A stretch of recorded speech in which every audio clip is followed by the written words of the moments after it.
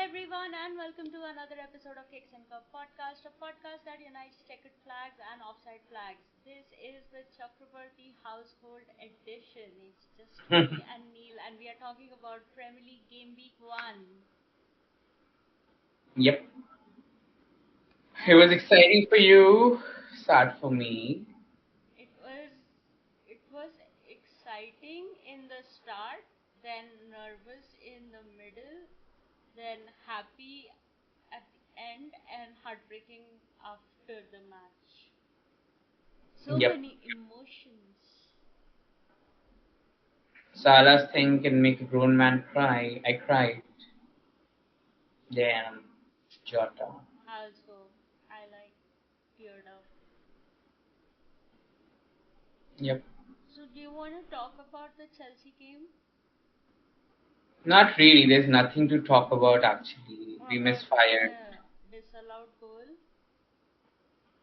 I didn't watch it like live, so I don't have You opinions didn't on watch that. the highlights also? No. What's to watch? I thought you'd watch the highlights of the disallowed goal. No, I didn't. But I saw the last 15 minutes. You told me Yeah. you watched So. after minute 60, 70 Ah, something. Yep. So I watched after the free kick thing, and Esteva was a bright spot, but he tried dribbling, got uh, moved around by the defender because he's still very young and thing. But his intent was always there, and that was something positive. Cole Palmer tried to do it all by himself. Yeah, he And was like, oh, this shit again. What's the point of Delap, signing so many players if I have to eventually do it myself? Delap had two good chances. The shots were on target, but they were not really good shots. But Crystal Palace is a difficult team to play against. We literally lost the week Yep. before to them. Yeah, they are difficult. So, I won't judge Chelsea by only this week, but we had to have a strong start if we are actually said that we are going to be challenges. So we're not going to be challenges. It's fighting for top We should 3 or 4. challenge Arsenal. Should finish above them. Mm-hmm. Speaking Let's of Arsenal, let's talk about the United Arsenal. You wanted to say anything else about Chelsea? no So, United Arsenal match. Arsenal, can you be any more boring? Oh my god! Stoke City FC. Long throw FC, man. Seriously. I think Manchester United played well though. They created chances, they just couldn't finish it. They should have started Arsenal. we wanted to. The whole hype of the game was, oh, it's Gyökeres versus Sesko. They were not even on the pitch at the same time. Yeah. Gyökeres with the record of 300 hair pulls in 90 minutes. That's the trophy for this season. I think it's going to be between Odegaard and Sesko. I mean, sorry, Gyökeres. He was so slow, he was so lanky in his movement, and he's not even tall. But in fairness, he's only played 1.5 preseason games with them because they were haggling for 5-10 million because they paid 52 million for Noni fucking Madueke. So they were haggling for pennies for Gyökeres, and he did not have a preseason with them. Not just about gelling with the team, they have to change tactics also. They don't know how to create for a striker. Kai Havertz is not a striker. Kai Havertz is also injured. So I will ask you the question that I asked you before. Kai Havertz is injured, and Arsenal are supposedly in the market for one more attacking player, which I don't understand because wasn't Kai Havertz supposed to be their backup striker? So unless I think that it's a long injury, like an ACL or something that is going to be he's out for most of the season, like Rodri was last season. So I'm going to assume that is the case. So who goes to Arsenal? Eze is going to Tottenham. Rodrigo, they're not bidding for Rodrigo, even though his valuation is not it's like 100 million euros is where Real Madrid will start. But I think even Hmm. for 80 euros and like 90 with add-ons and everything, I think you can get the deal done. I don't think they're going to get Rodrigo. We have stock clearance sale available, or Nkunku, Jackson, Take your but pick. permanent sale only. Hmm. Permanent sale only, no loans. Take your pick. They might We will sell you Nicholas Jackson for a measly 80 please million. sell it to Newcastle. No, help us also. You tell them now. Go buy Jackson instead of Isak. What a joke. Yeah, they're not going to Imagine you spend. hijack the Isak deal. That is not going to happen. That is not going to happen. We can't. If It is all too public now. It is a very uncomfortable position for you, for him, for Newcastle. I don't know the solution. we'll talk about the exact thing, but like, yeah, I think it's going to be either Sancho or Nkunku. Even Jackson also. I mean, if they want a striker, it's mostly going to be Jackson or Nkunku, unless they're thinking that, oh, maybe we get a white player who can also play at center forward, because that's Arteta's thing, right? He will get a player and he will move him from his natural position. Which, fun fact, I found out that at West Ham, Declan Rice was a defensive midfielder, Yeah. and now he's playing him as an eight. Yep. This is why, like, how many defensive midfielders can one team need? So they have Zubermendi, Hmm. even Mikel Merino is a center mid or CDM, both. Like, he plays both the Hmm. positions. Declan Rice is a center mid, a center defensive. Norgard is CDM. Like, how many? We are, like, our fans are worried that we don't have a cover for Gravenberch, even though we do have Endo. It's just that they're different profiles. How many? Okay, I've clearly told you that I don't maybe too much understand like profiles and everything. How many different profiles of DMs can exist realistically? I That's the can't stupid know. argument that Arsenal fans have, that you need four defensive midfielders. Are you kidding me? You have Four one per defensive. game.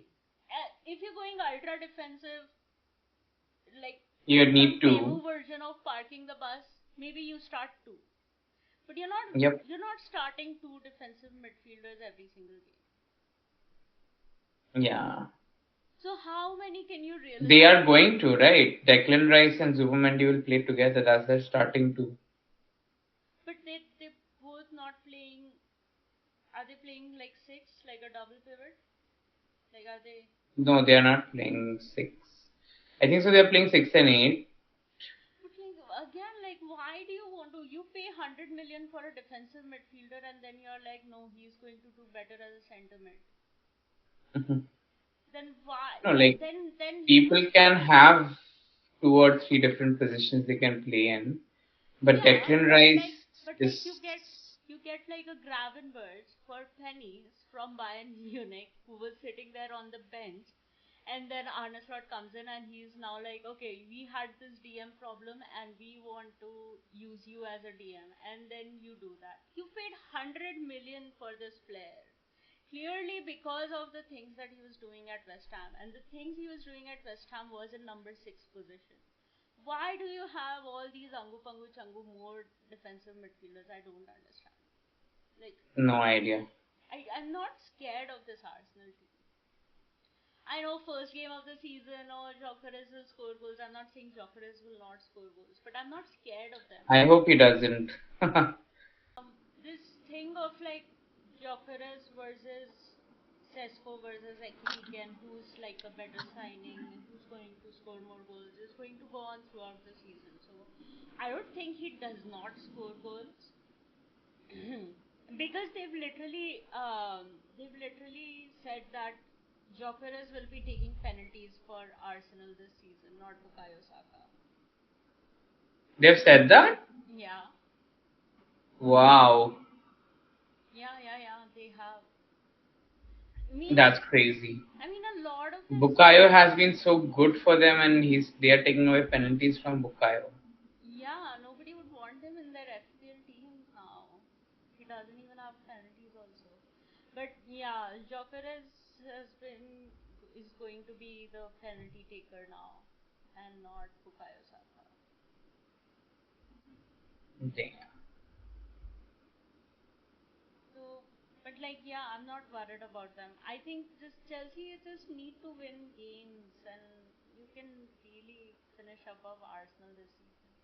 They're not going to. I know they are saying that we are in the market for another attacking player, but I think it's just PR talk to make their fans happy. Yep. But Manchester United, what did you think of them? I was so frustrated in that game because that game wasn't killed. Like, if that game had gone 2-0 or 3-0, we would have stopped our watch along. We would have been Yeah, like, yeah, it's that's the done. point. Manchester United not going to score and it's gone. But like, we had to watch all 90 minutes because you could get an equalizer and draw the game, and it could be a dramatic ending to a game. So we had to watch that Yeah, frustrating match. Have exactly. you It's wasted noticed though time. that any time it is Arsenal playing one of the big six, the game is boring? Yeah, they just shut it down. That's the point. Like they don't play only. Like They Arsenal, defend, defend, Manchester defend. City last year when Gabriel got a red card was so boring after he got the red card. That second half was like so frustrating. One of the most boring football matches I've watched ever. Yeah, 23-24 one when they were in the title race was so boring, and they celebrated that draw as if they've already won the league. Victory. Yeah. Guess what? They didn't. Like Yeah. they boast about their like top six. We haven't lost. What have you got to show for it? And the thing is that so the start of like they have not lost to like top six teams for 1,000 days, and like let's talk about, okay, 1,000 days is what, 3 years? Let's talk about what those top six teams have won in 3 years and compare it to what you have won in 3 years. Exactly. That is not. I would rather my team lose to all top six teams if it means that I get to And go then win home the with thing. like 3 trophies in a season. Like, of course, 100%. And we don't count community shields. So, community Exactly. shield is not a trophy that we say we are going to win. So 2013-14, Jose had beat all the top six sides home and away, but we didn't win the league. So what was the point of that? Yeah, I mean, like, that is not a start to celebrate. Okay, you claim to be one of the biggest teams in the. But how many of them are draws? Tell that also. They won't. They know. No, no, no. But that is how they spin it now. That we haven't lost. We just Hmm. haven't lost. They are not going to talk about how many wins there are, how many draws there are. I mean, last year they beat City in one game. You in one game, did they beat you? Actually, Yeah. one was a draw. One they beat you, and Hmm. then they beat Tottenham. I think United one was draw. Maybe they won the One other was. one. Yeah, but like, okay, good for you, but still, there's no point because you have nothing to show for So it. six, 3 wins out of 12. Does that paint a good picture? 3 or Apparently 4. for them. So, what can we do? All we can do is laugh at them. Now they're losing their Yeah, I'm minds on like, this Kai Havertz injury. I think it would be very funny if they really sign a Chelsea player again. Just it loan can them. happen. Just loan them. No, no, no. Only sell. Only No, sell. please, it'll be fun. It's still fun. No, we have to Yeah. pay a part of the wages too. So just sell him. Like, But you anyways don't pay crazy wages to anyone. You no, don't. Raheem Sterling is on crazy wages. I mean, I don't think they're going to get Sterling back again. He barely used him last season. That would be funny, man. It will be very funny if he's like, if Arteta is like, but Sterling knows the team. And I know him. Okay. Then So finally, I watched the Tottenham game like in passing, like it was on in background. No, I didn't watch the Tottenham game. I was watching. There were three games at that time. I think I was watching Brighton Fulham. He Mm. was okay. Then I watched the City game. City looked good, but it was against Wolves. So Yep. like we'll see how they do against Tottenham. Richarlison apparently scored a crazy goal. Two crazy goals. Both of them were volleys. Second one was more impressive. Oh, okay. Second one was like acrobatic shot, and the first one was also a volley. Watch the highlights. I'm sure he would still. I will still not take Richarlison seriously, but okay, good for him. Yeah, yeah. So let's talk about the season opener. Mm. Liverpool, Liverpool, Liverpool, Liverpool. Liverpool, Liverpool. So we won 4-2. Bournemouth played well though. You have to give it to them. Yeah, Even though losing almost their full defense. yeah. Their new defense is also Semenyo was pretty good. Semenyo was amazing. Yeah, and fuck that asshole who racially abused him. And I have now heard Even that though he's he been is banned from no, but he's been banned from all UK stadiums. And yeah, that should be how it is. I don't think that's just. Disabled हुआ तो like if he's a disabled person does not mean he gets Oh to my be god, racist. the amount of jokes and everything was like, why are you talking the talk when you can't walk the walk? If you can't walk the walk.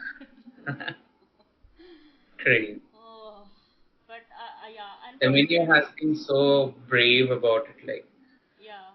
this, No, and he and scored two goals. I'm also glad that he reported it promptly. He signaled to the referee to stop the game. He reported it and that it was dealt with, and that everybody supported him. Like, I mean, Hmm. I am a Liverpool fan, so I'll be like, of course my club is going to support him. But like, yeah, it is in 2025, guys. That will never go away. If we didn't have such a good transfer window, I would have been like, let an asteroid hit us.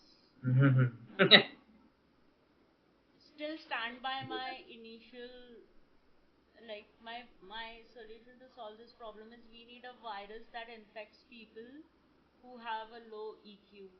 Like just infect every single person who is not empathetic.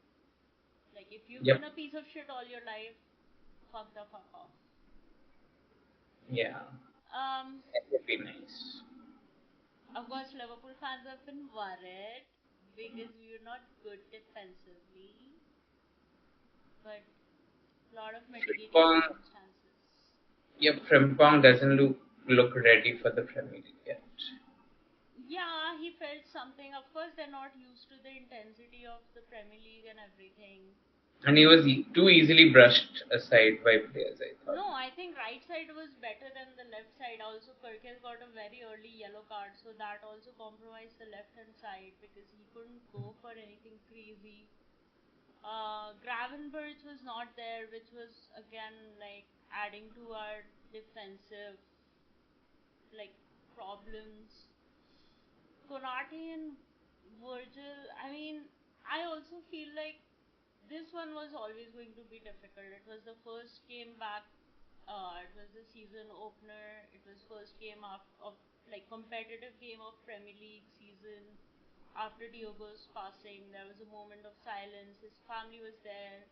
Like it was so like Mohamed Salah got into a heated like he started throwing hands at a Bournemouth player during a corner. Like, can you imagine? Have you how many times have we seen Mohamed Salah do something like that? Like he It's never does rare. that. I mean, like last season, I can literally remember. I've watched every single game that Liverpool played. He got into it once with Bernardo Silva, just once. And Hmm. even then, it was not violence; it was words. Like they were just having a heated exchange.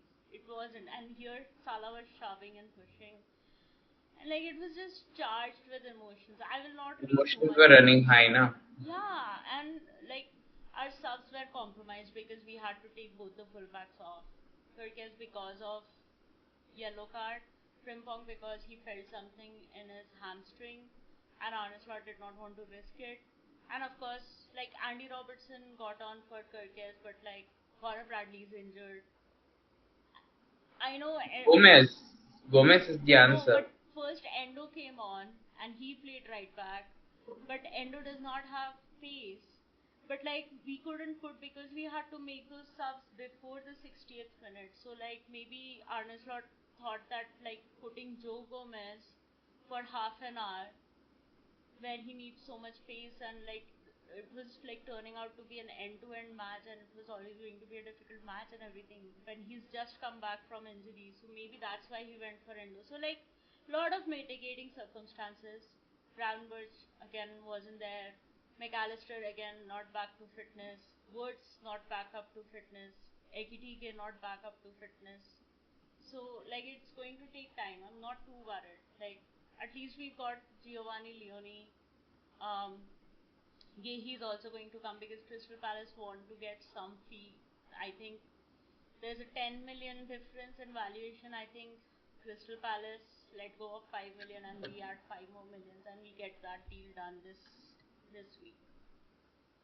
And sell Kanate to us.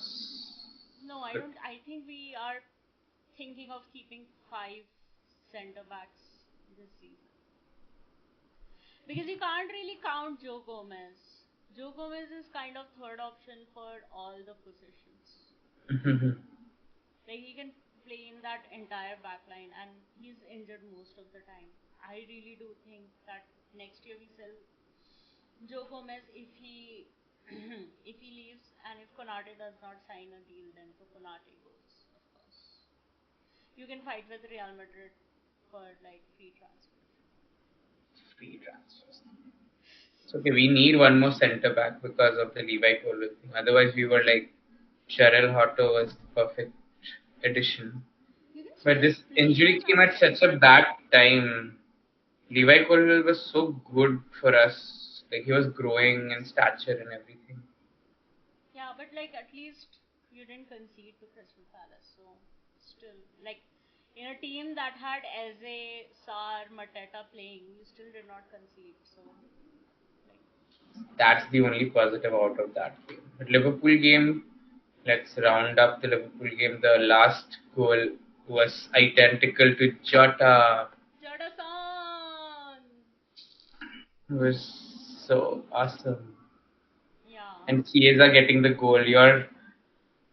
I don't know why you like Chiesa so much, but he got Because his goal. he's so happy. Like look at his season. Last season he came to Liverpool. He was excited, but he was not fit. He had like a bad injury situation before that, and he was kind of getting back up to fitness. But once we did like a mini preseason for him, he was back to fitness. But like subject like Arne Slot kind of had his first 11 and he wasn't like too much for rotation, which I think is another, I think, learning for Arne Slot. I think last year he understood that I cannot keep playing the same players over and over again because like a team like Liverpool, and if you want to go all the way through all the competitions, we are going to play a good 60, 70 matches. So I think it was a learning for him You also. have to rotate. Yeah, and that is why this squad that he's building is like a lot of versatility and dynamic. Like positionally, everybody is very So dynamic. Chiesa has said he's not going anywhere, no? Yeah, he said he's not going anywhere because we are not signing another winger, which does make me uncomfortable because I think that we still need one more attacking body, even with Chiesa. Because we have like Jota, Nunes, Diaz, all are gone. Okay, and I'm talking about just the wings and like center forward, right? Striker. So we have three who are gone, and we've brought in only one with Isak possibly two, but I cannot sit here and say that 100% Chiesa or Rio and Gumoha, or even both of them combined, are going to get as many minutes as Luis Diaz got last season. Like both of them combined also. So like, Yeah. yeah, for And you Scotland, got good money for Lewis, na? yeah. Spend it. And like, okay, if Isak comes, then Ekitike can also play on the left, this, that, blah, blah, blah. But Isak is again injury prone. So like, Ekitike will also be needed to be played as like out and out center forward more. Like, because Isak is We again. really need Isak though. Yeah, we do. I'm just telling you, we've only brought in one attacker. But ideally, I we think should you have can get six. other attackers. You can go get Rodrigo. I think so it'd be better for you. I think Isak is Rodrigo, overpriced. but Rodrigo, I think with like the whole package, like his wages, the transfer fee, and everything. I don't think it makes sense for Liverpool as a club, like because he's going to ask like it is going to be 300k plus his wages. Yeah, but like, how does Isak make sense then? Because we need two strikers. And like Ekitike, again, Ekitike can be that Diaz role. He could play left wing or center forward, just like Luis Diaz did for us last season. Like Isak is, let's say, a Darwin Nunes replacement. Then we have like Chiesa who can be like left wing, right wing. He can play across the front line. So that is okay. Like that is, and also I am like worried that okay, Arne Slot has said that he's happy that Chiesa is staying and that Chiesa is happy to be staying, vagera vagera. But like you can't do anything if Arne Slot throughout the season does not sub him on. Like we can't do Yeah. anything then. Like I want guarantees. Sure, he brought him on. Ideally, I would have thought that he would bring on Harvey Elliott because we saw him use Harvey Elliott more last season. So Mm. maybe something has changed because, like, at the time, I also really thought 80th minute we needed a winner, and I also was surprised that he's bringing on Chiesa. Not because I don't think Chiesa is a good footballer, is not a good footballer, he cannot. He's literally every single time he's come on for us, he scored a goal or created one.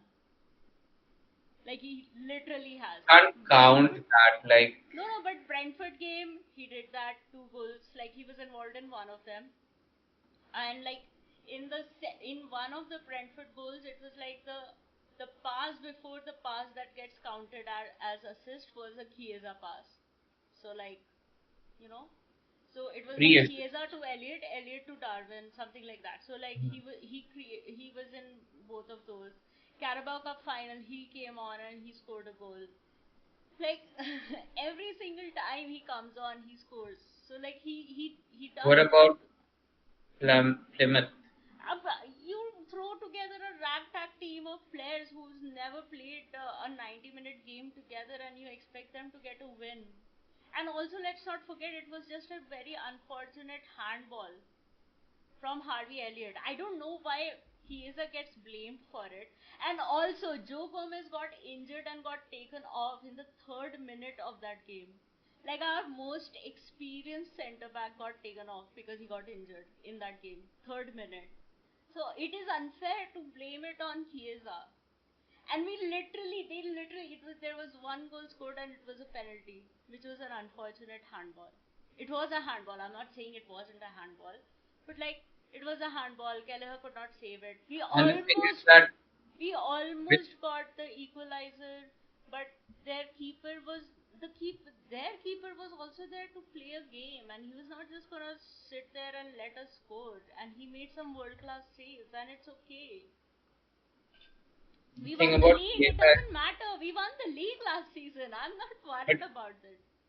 Chiesa didn't contribute to that league at all. He just Well, played for nobody games. did. Chiesa wasn't the only forward playing in that game. Darwin Nunes came on.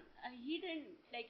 He had good One shots. thing as in the Premier League as a whole, Chiesa was not contributing. Chiesa made like 4, 5 appearances just so that he could get a medal. Yeah, that's what. So But like like in he, Akron, but like you can take one game where he did not perform and disregard every single game that he's performed in. but he's only played 4 games. That's the point. He has not been given But a chance. again, but The reason being, you're just taking 25%. So he's played 4 games. So you're taking 25% of it, which is a bad performance, and you're disregarding the 75%. Why? no, 75% also doesn't say much. That's what I'm saying. No, why does it not? Because like to me, what it says is if I have a sample size of 4, which I agree is not a big sample size, and in 3 out of 4 games, like 75% he is going to score. Because in 75% of the representative sample that we have, he has scored or assisted or created a goal. Okay? Listen. So, like, there is a 75% chance that if you start him, or like if you bring him off the bench, he could. There's a 75% chance that he would or could do it. And then again, he proved that my logic is right because he got the winner. He got the winner. I mean, Mo Salah killed the game in 94th minute, but he got the goal, which was again incredible Mo Salah cross, and uske pehle incredible Zoboslai first touch. Yeah. But the point is that like the manager Maybe does you're not. still again like very नीचे ऐसे हो गए हो तुम. Yeah. Hmm. No, like as you said, the sample is too small to, But that is judge. the sample we have. Like, okay, yeah, you can look at what he did in Juve and everything, and like he's an incredible player. Like, there's a reason we saw it as a market opportunity to get him for so cheap. Like, he was a market opportunity signing. It was like we were not going to sign anybody last season, and it was just a market opportunity that we saw. Like 10 million, 13 million, something like 13 million euros, I think. 10 million pounds is what we got him for.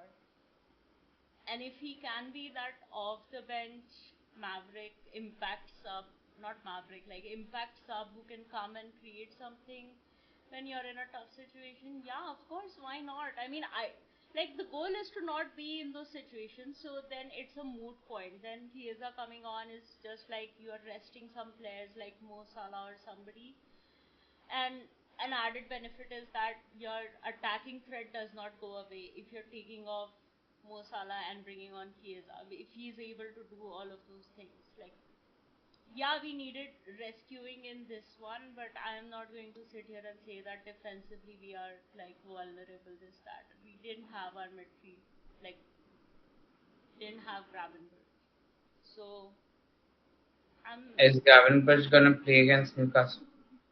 he has to. He's not played for 2 weeks.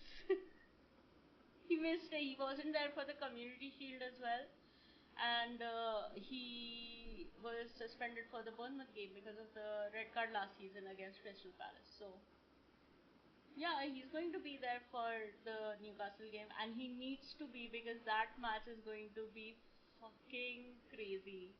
And then Tuesday morning we will see Liverpool make a bid for 130 million, and Isak will be a Liverpool player. Hopefully. Hopefully, yeah, this is all optics.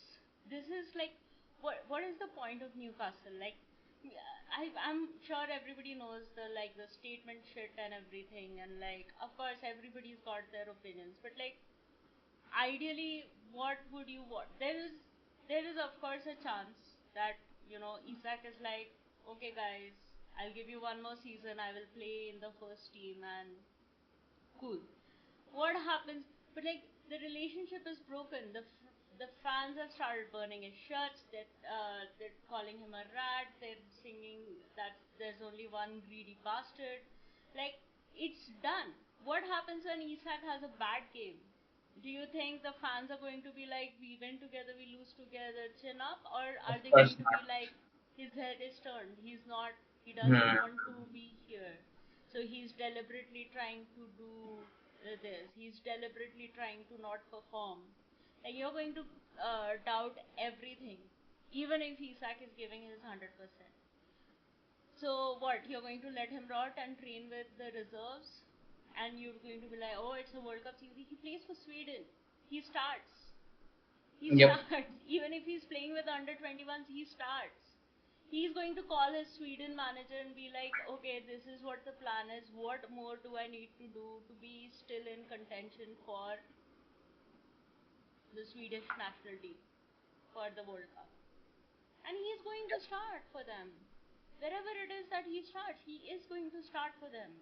And literally, there is a chance that now that Jokeres is in a more physical league, there there's fatigue when he goes to play for Sweden. There could be an unfortunate injury that has happened. There could be a knock. So like those things are going to happen. Like the Portuguese league and the Premier League are different. I'm not wishing an injury on Chequered. I'm just saying things can transpire. I don't think that Alexander Isak not playing first team football is a big problem for his chances to play for Sweden. And if you do that, you are reducing his value. He doesn't want to sign a new contract. He doesn't need to sign a new contract with a release clause. What you're doing is devaluing the player. And what you're doing is telling every other player who wants to come to Newcastle Leave. that You can't leave. yeah, you can't leave. Or like every single, like there's so many. It's like, why didn't you put a release clause? Why would you sign that bigger contract? Like players sign that bigger contract because the clubs want to amortize their fee. That's why they sign a 5 year, 6 year contract. You can actually only do a maximum 5 year, but From this year onwards. yeah. And so that is why everybody's being given long contracts. Why do you not put in a release clause? Because clubs don't like to put release clauses because it can get triggered, and once it gets triggered you can't do anything. So they still want to have the negotiating power with themselves. They're like, okay, Yep. you want to go, we will let you go, but like let us negotiate the transfer fee. Because Mhm. based on your performance and everything, there is a chance that based on the player's performance, if there is a release clause and their market value is less, then yeah, the clubs have a chance to get more money, but the other way around is also possible. Nobody thought that this guy who scored six goals at Sociedad is going to become one of the best strikers in the Premier League. Newcastle also did not think, okay? Their first choice that window was also Ekitike. Yeah. They wanted Ekitike back then also when he was moving from PSG to Frankfurt or something like that, or when he was at PSG. So they wanted Ekitike first because he was a cheaper option. They went for Isak. Oh, Isak should be grateful because Newcastle made him who they are. No, the player has talent. You just gave him a platform. And in return, he got you Champions League football and a trophy in fucking 70 years. Yep. Like, Newcastle just cannot understand that this is what happens when you're like getting to that place of being a big club. When you're like trying to be like they have cried so much about PSR and top six Exactly. cartel, and they don't want anybody else to break in. Like these are the signs that you are on that trajectory, and like for you to like Take the spend money now take and the money now, reinvest it in your team, and then this is what you're going to do. And stop shopping in the top six market. You are going to reach there one day where you will have pull over the likes of top six clubs that are not doing that well, but you're not there yet. And yep. like I told you, na, I could only find João Pedro links when I was going through Fabrizio Romano's tweets and everything. I did not see a lot of this narrative of Buemo rejected them, Cunha rejected them, Delap rejected them. Like I couldn't. I know for sure that Gehi was a target for them, and I could only find the João Pedro links. So they did not even try to sign another player. And No, like I everybody, think and like the the audacity of other like rival fans to say Liverpool made a mistake in signing Ekitike. They should have let him go to Newcastle. Well, what if we let him go to Newcastle and then Newcastle were like, "Fuck you, Liverpool. We don't want to sell we either of won't them." sell Isak also. Yeah, yeah. We went to Newcastle. We said, "Hey, we are prepared to give you 120 million for Alexander Isak." Newcastle were like, he's not for sale. And so we were like, okay, if he's not for sale, we'll go and get Ekitike. Newcastle were in negotiations with him. We were like, Ekitike, we've been talking to you since January, since February. We have been in contact and everything. Like, Ekitike was never like a Isak backup option because up until then, nobody knew that Isak wanted to leave. Like, it was not public Yeah, information. This is what I'm saying. it Like, was not. the narrative throughout the season was if Newcastle get Champions League, and it was like Arsenal fans, because they were the ones who were linked most with Alexander Isak, and they were like, if Newcastle get Champions League football, Isak is not for sale. And that was what everybody believed. And so we were like, we'll just tell Newcastle what we are prepared to pay, and if Newcastle want to take the money, then we'll take Alexander Isak because he's a proven player. We need a good striker, blah blah blah. And up until then, I don't think the tragedy with Diogo. No, oh no, Diogo had passed by then. So yeah, Mm, sorry, because all of this happened in July, mid July. yeah, So it was after Diogo's passing. So yeah, and then we went and we signed Hugo Ekitike, and then I think then Alexander Isak was like, well, I was under the impression that they will get a replacement for me and I will be allowed to leave. So I went through the timeline. We signed Ekitike on, um, so yeah, so we went to, okay, so 14th of July, Newcastle submitted a bid for Ekitike. 15th July, we approached Newcastle for Isak, and if we said if Newcastle does not open the door, Liverpool will enter the race for Hugo Ekitike. 17th July, we mm, started advancing talks with Ekitike and Frankfurt.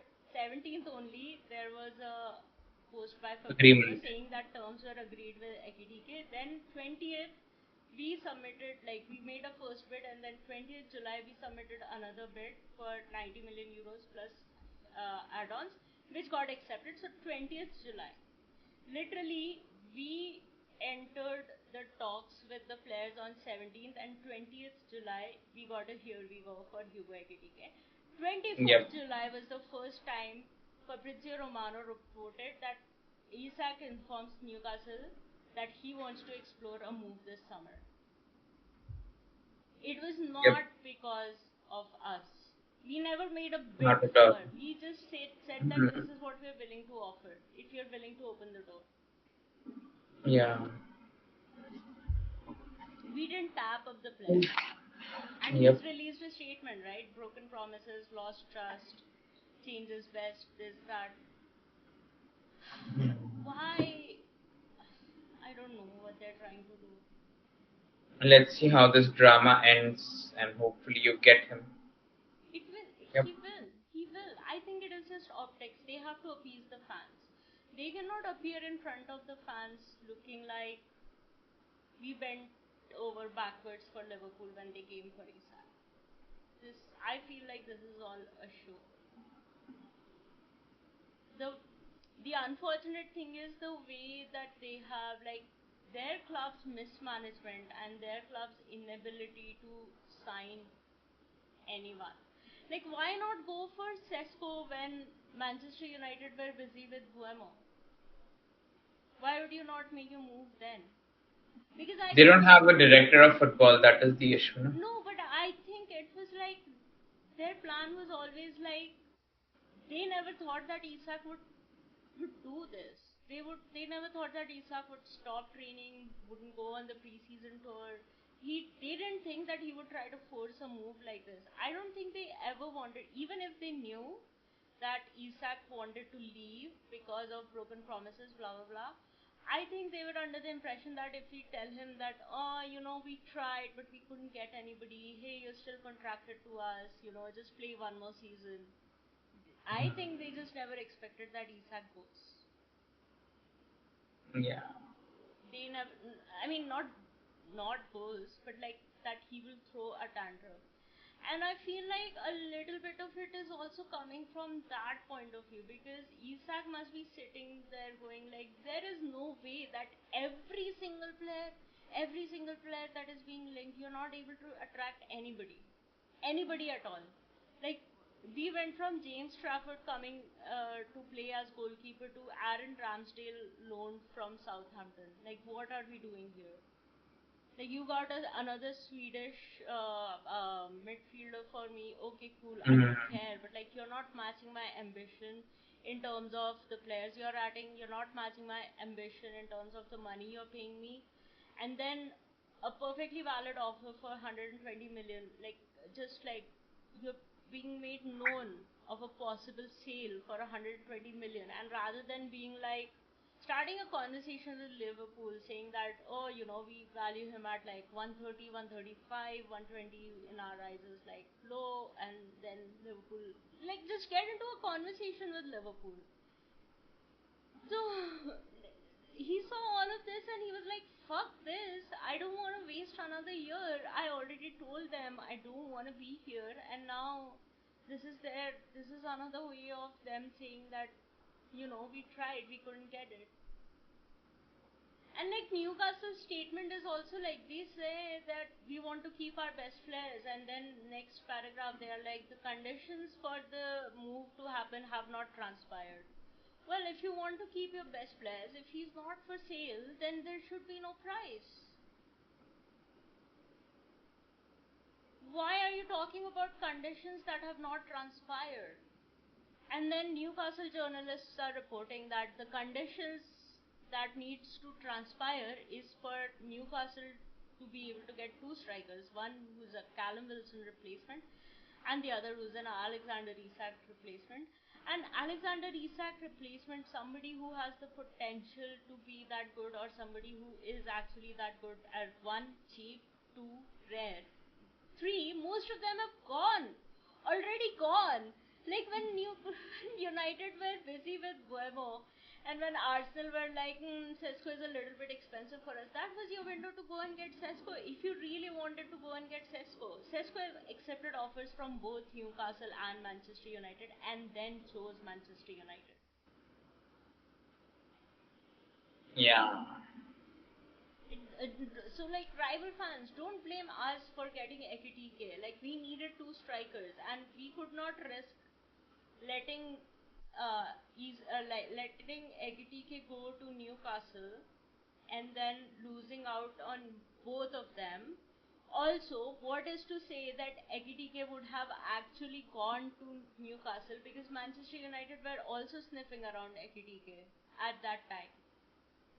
And like, if it is between Newcastle and Manchester United, I think we've seen how it would have played out, like we saw with Sesko, for sure. I don't know about Boema and Cunha, because I literally could not find a single tweet saying that Newcastle were all From Fabrizio, na, but like other rumor mills. maybe, but like, I'm not going to do so much homework for one stupid episode. Yeah.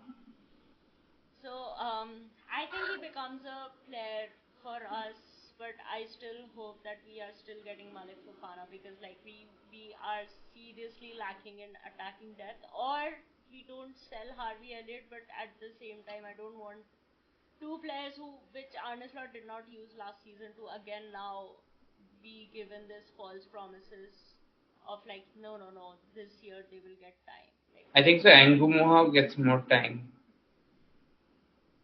yeah, I don't mind. Like, I mean, a lot of fans were like, if Gakpo was not able to do anything in Community Shield or like in the Bournemouth game, why would you not give him a chance? And like, Community Shield, it's a glorified friendly. Nobody gives a fuck about the Community Shield except Arsenal. And the Bournemouth game, like, you don't put in a 16-year-old for his Anfield Premier League debut in a must-win game that has become tense. After we were 2-0 up, we conceded 2 goals in quick successions, and then you put in a 16-year-old and be like, go win the match for us. You're not going to do that. You have to manage. Like, hype comes with these kind of players, and with hype comes expectations and scrutiny and criticism. Yeah, no, I didn't say that us game mein lana chahiye tha. I No, said you'll listen more. but like Liverpool fans are angry about it. Why Rio and Ngumoha was not given a chance in these games? And I'm like, man, you have to control his development both on and off the pitch. I'm sure you can tell me many stories about young players who had this much hype around him and around them, and who like literally got lost because of it, because it got into their head, because it was like too much about them was being like, oh my god, they're so good, they're so good, they're so good, or it was like too much criticism, or like we just, a 16-year-old, 17, a 17, 18-year-old is not that equipped to handle fame. Like, you have to protect them that ways also. Like Rio and Gomoha will get time when we are 4-0 up at home, and yeah, there's not much threat. There's 15 minutes left in the game, and so like yeah, you let him go on for 15 minutes. He'll play cup games and all of that, but like you are going to धीरे धीरे integrate him into the team. He's not going to. He's not. He wouldn't have come on for that Bournemouth game when we needed a winner. You need experience there. You don't need. I mean, you can say like, yeah, you need some magic moment, this that, but like we had more for that. He's literally that guy for us. He's literally going to grab a game and like by scruff and like pull us out of it. So Mo was there and he did that. That cross was from Mo, and then that fourth goal was from Mo. So like, oh my god, it's crazy. I'm just saying right now, Rio and Gomoha doesn't get minutes in the Newcastle game. It would be child torture if you let him go to that game, because that game is going to be fucking insane. And he also does not get time against Arsenal, depending on the scoreline. But I still think that no, he doesn't. Or maybe we can bait Arsenal into like putting their kids. But no, their kids are actually good. I don't want them to. What if like Arteta was like, oh, they're bringing on Rio and Gumoha, I should bring on Ethan and Max Dauman. He could. I don't know. That man is crazy. But Yeah. last thing, PFA Player of the Year, Mo Salah, 3 times. Congratulations.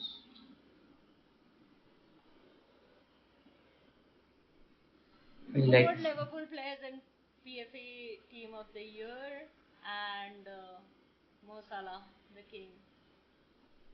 Every yep. season they think he's going to fall off. Every season he proves them wrong. He did fall off last second half of the season. He had a record-breaking season. All it would have done is he would have broken more records. That's it. We won Yeah, the league. should have. The league was the league is bread and butter for the team. Anything other than that is just added bonus. Those are add-on trophies. We want the league. We want number 21. Mhm. And he also said Arsenal are the favorites to win. And they were also laughing when Declan. Oh my god, that Declan Rice. Oh Moment. my god, I think even his own teammates are thinking, bro, just stop talking, man. Like, what the fuck are you saying? Like, it's not going to happen. Have you looked at our window? Like, what are you doing? Do you think Saliba goes to Real Madrid? Do you think he runs his contract down and he goes to Real Madrid? He just signed a new contract. No? Did he? Yeah, Saliba was given a new contract. Hmm. It's done. Okay. Gabriel? I don't think so. Pata nahi. I don't know, but like I think if Arsenal don't win anything, all their quote unquote superstar players might decide to just leave. They have short careers, they want to win. Yep, Saka to Man City, Saliba to Man Real Madrid. City might as well come to Liverpool and be the successor to Mo Salah. I mean, I think No, he will. I don't think you can, Arsenal have a habit of buying Man City players. but not Sorry, no, selling to no. Manchester City. Man City have a habit of buying Arsenal players. Who have they bought? Who is So Manchester City? many, so many. Give me one Gail name. Clichy, Gail Clichy, Kolo Toure, Samir Nasri, Adebayor, so many. I mean, Saka is their prized possession. I think Saka is too loyal. I think Saka is a dog like loyal. Saka needs to be a cat. Let's see. What's your Okay. prediction for Liverpool Newcastle? 2-2 draw. How dare you? We would have won there even with Isak last season if Quivin didn't make a stupid mistake. But he did. That's the point. But he made a mistake. Quivin is not a goalkeeper. All goals are somebody's mistake, no? No. Yeah. Some goals are just beautifully struck and a goalkeeper has no solution for it. So defender didn't defend properly, midfielder didn't clear the ball. Ha, no, but like Mistakes. but this goal was this goal could have that goal.